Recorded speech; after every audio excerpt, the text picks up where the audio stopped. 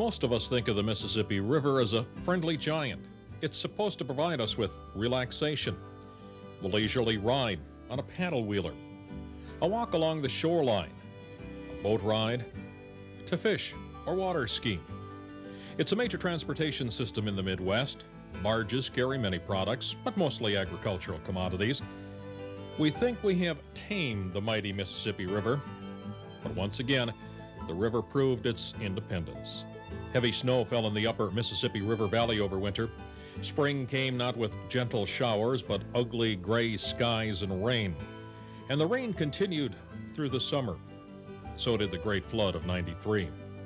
Not the common spring flooding of some areas, but 600 miles or more of what now is being called the 500-year flood.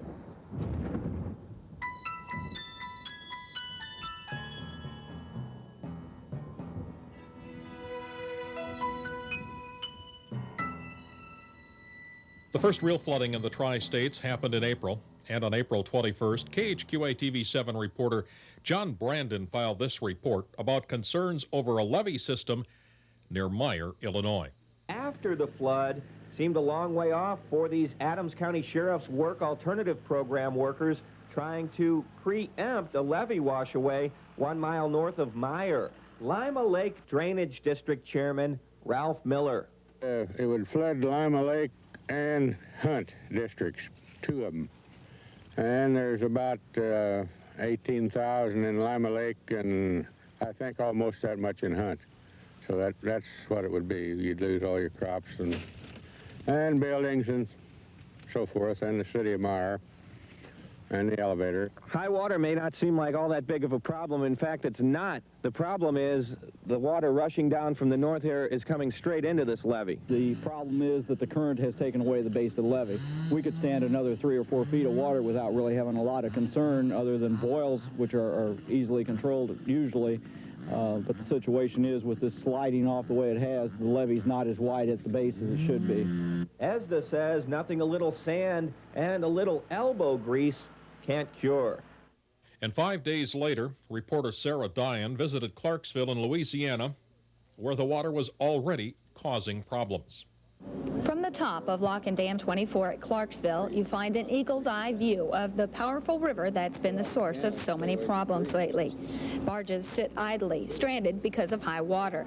The Mississippi River is 19 feet above normal here, and although the river has crested, Assistant Lockmaster Alton Jenkins says it'll take at least a week before the river falls 1.5 feet and the lock is functional again. Next several locks up the river, there's other towboats that are stopped. And as soon as the river gets down that other 1.5 feet here, we'll start moving the boats through. And they expect to be ready just at the instant that we can move the boats, we pass them on through. Sandbags now protect the motors that control the lock. They also line Clarksville sidewalks off the streets that lie along the river. The water has seeped into basements, and it's closing in on some businesses, like the Dugout on Front Street. There's a lot of water in the basements down the street there. But so far, my sewers have plugged up a few times, but nothing real serious. Heading north on Highway 79 to Louisiana, traffic takes a detour to side streets because water covers the main road. Businesses and basements are also filled with floodwaters. Put a few people out of work while they're home. It's been very minimal, not near as bad as we've had in the past. When you live on a river town like we do, yes, you can expect some water. Sometimes you don't get it, sometimes you do. This just happened to be one of the years we got it. In northeast Missouri, the first real trouble started in Alexandria. That's in northeast Clark County. Heavy rains in April closed Highway 61 between Alexandria and Keokuk, Iowa for 21 days. On May 11th, reporter Lisa Brill visited the community just getting back in full swing. Many of the folks that live in Alexandria work in Keokuk, normally a 5 to 10 minute drive. But when this portion of Highway 61 was shut down, they had to take a detour that was at least 30 minutes out of their way, costing them time and money. It just doubled their going around because it takes so much gas to go around. And the toll bridge and stuff, it's probably 20-some miles to go around, which you could go 2 miles and go through it. Water still threatens the highway, but for now, it appears to be going down. However, Alexandria was in for much more trouble down the road. The rains continued, and late in June, Lock and Dam 21 at Quincy was closed to all river traffic because of high water. The lock went into a flood watch mode. June 29th, KHQA TV7 reporter Robyn Nance talked with Don Warren, manager of the American cyanamide plant in Marion County, about the situation at the South River levee. The river's current level, as you can see, there'd be many people who couldn't get to their homes. There'd be some of these crops out here that would be permanently damaged, but also it would fill the basin out here, or the floodplain, and we wouldn't have access to our manufacturing facility. Plant manager Don Warren says cyanamide has about 20 workers on the sandbagging project, along with a number of other organizations. They're laying plastic, snow fence, and about 2,100 sandbags for protection. The company has already closed the 2 floodgates in its own reinforced levee. Now the big decision lies with cyanamide. Plant officials have about 2 days to decide whether they'll blockade County Route JJ. It's an entrance into the plant. They would do that using sand, which is already in place. It would just take a matter of hours.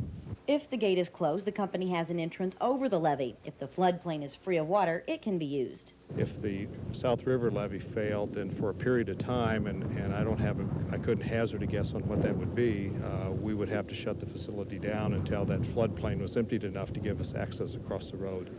Eventually, the cyanamide plant became an island in the floodwaters, but the levee around the plant held. In Hannibal, flooding hit the south side of the city. That part of the community is not protected by the flood wall. On July 1st, reporter Sarah Deien visited one of the flooded families. Ray Allen is rowing past his home on Ely Street. He and his wife, Rachel, were one of very few families that decided to stay and wait out the water this time around. The Allens know there's no sense battling Bear Creek. It will rise and fall, flow and rage at a whim, but it's never swallowed up their land twice in a year. No, not like this. Usually once in a year's time is usually about all that happens. This is very rare. During the spring flood, the Allens had a hard time making ends meet. Ray runs a repair shop here, Rachel a notary service. With no money coming in, this second stroke of Mother Nature's fury is almost too much to bear. Well, it's just not good. It just really makes us tighten up our belt. Eventually, all 400 Southside Hannibal residents had to leave their homes, including the Allens. The first agricultural levee to fail, a sign of what was to come, was along a tributary of the Fox River in Clark County. Robyn Nance filed this report. Steadily rising water along the Mississippi and surrounding rivers caused weakness and eventually a break in the Fox